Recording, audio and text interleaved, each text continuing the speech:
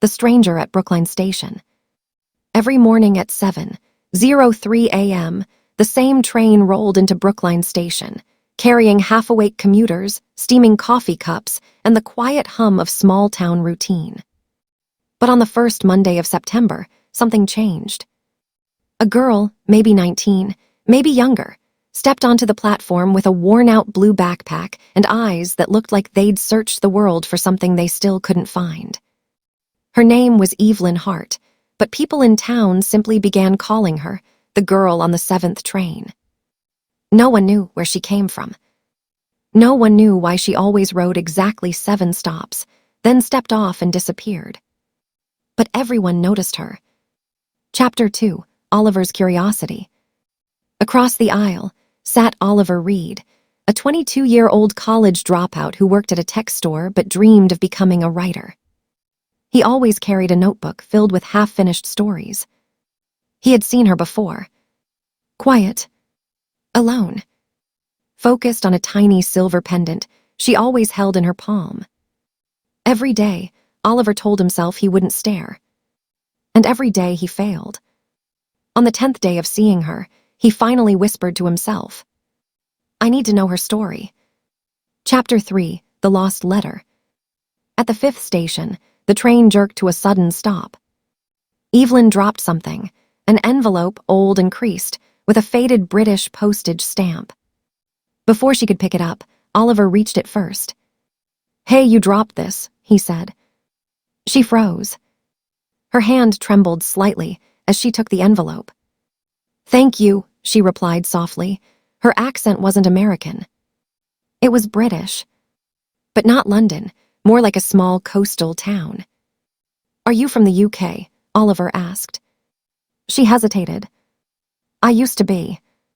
And with that, she stood up, stepped off the train at the 7th station, and disappeared into the morning fog. Chapter 4, A Story Begins. Oliver couldn't sleep that night. Something about the British girl with sad eyes and a secret letter pulled him in. So the next morning, he boarded the 7:03 a.m. again. She was there.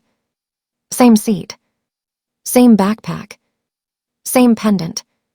This time, she spoke first. "You're the guy who writes in the notebook," she said. Oliver laughed awkwardly. "You noticed." "People who write are always noticing others," she replied. That was the first morning they talked. And the second. And the third. Soon the entire train knew. They weren't strangers anymore. Chapter 5, The Truth Behind 7 Stops. "Why always 7 stops?" Oliver asked one day. Evelyn looked out the window. "Because that's the number he chose." "Who?" She took a deep breath. "My brother." Oliver stayed silent. "He died last year," she continued. "His last message was a letter.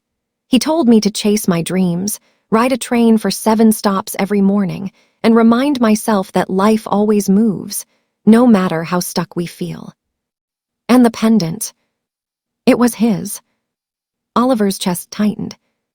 He finally understood the sadness in her eyes. Chapter 6, A Promise on the Platform. One rainy morning, Evelyn wasn't on the train.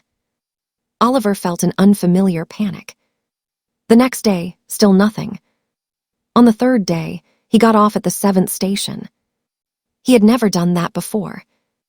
Outside the small cafe near the station, he found her sitting alone. "I thought you left," he said breathlessly. "I didn't leave," she whispered. "I just stopped moving." He sat beside her. "You told me trains move even when we can't," he said gently. "So let me sit with you until you can move again." She looked at him, really looked at him, and for the first time she smiled. "I'd like that." Chapter 7, New Journeys. Weeks passed. They began taking different trains, exploring different stations, writing stories together, sitting in cafes, walking through parks. Evelyn found laughter again.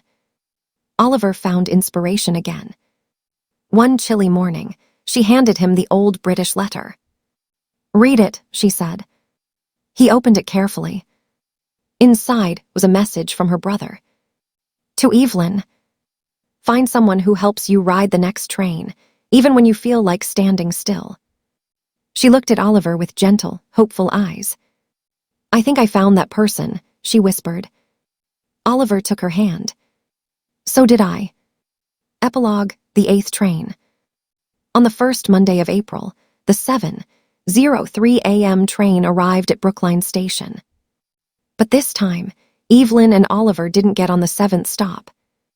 They stayed for 8. A new stop. A new story.